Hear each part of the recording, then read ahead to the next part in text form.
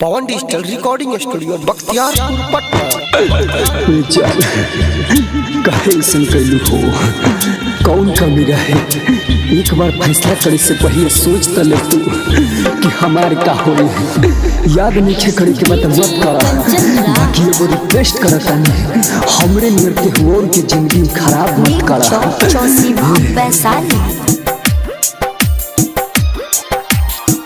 आइल तिलक कहयापन तोहरे ही चलते जन हम देहनी फेरा बाई रे, तब काहे दोसारा के नाम के मेहदी हथवा में लिहले चाहिए, तब काहे दोसारा के नाम के मेहदी हथवा में लिहले चाहिए। तन मन में तोरे हम सहिले रहियोगे, तब काहे कैनी बेवफाई गे। मथवा पर हाथ धके खाई सब क्रिया, कैसे तू गेलही भूलाई गे।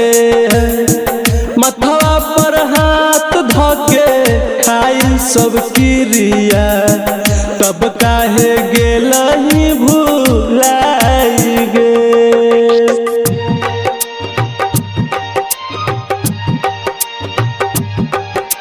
Music director DJ Kanchan Raj, Hajipur Vaishali. DJ Kanchan Raj,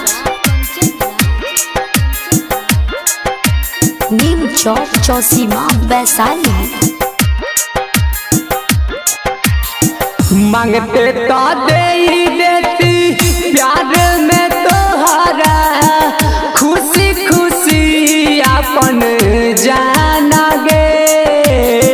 बाकी ठीक नहीं कइले गे छौरी, सचिन के तोरियारा माना गे।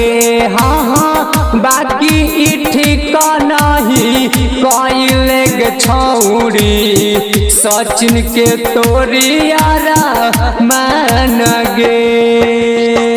कितनो तू शादी करके ससुरा में जाइबे, मिलतौ ना मधुनियर प्यार गे।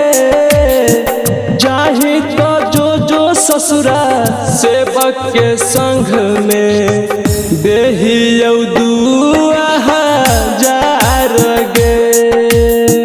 आइल तिलक आपन तोहरे करनवा, जन हम देनी फेरा बाई गे। Pawan digital recording studio Bakhtiyarpur Patna.